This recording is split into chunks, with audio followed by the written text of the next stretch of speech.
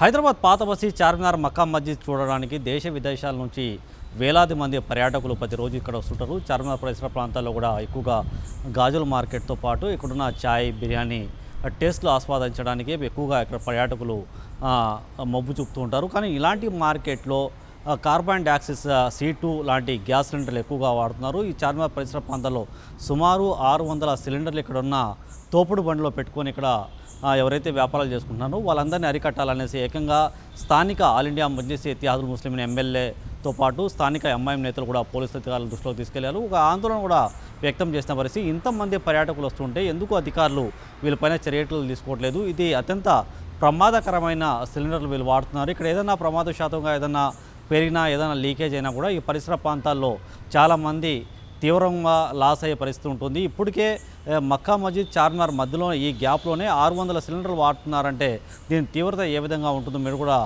ఆలోచించాలి. మీరు కూడా ఇలాంటి వ్యక్తుల్ని ఐడెంటిఫై చర్యలు తీసుకోవాలనేది కూడా అధికారులు అయితే చెప్తున్న పరిస్థితి.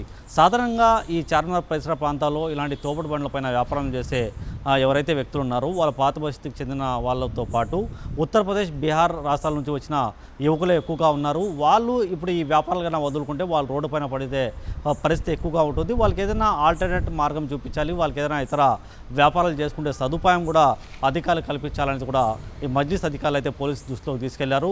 ఈ మొత్తం వ్యవహారం పైన కూడా ఇప్పుడు పోలీసు అధికారులు ఏ విధంగా ఈ కార్బన్ డయాక్సైడ్ సిలిండర్ని అరికడతారు, ఏ విధంగా వీళ్ళకి ఆల్టర్నేట్ ఉపాధి కల్పిస్తారో వేచి చూడాలి.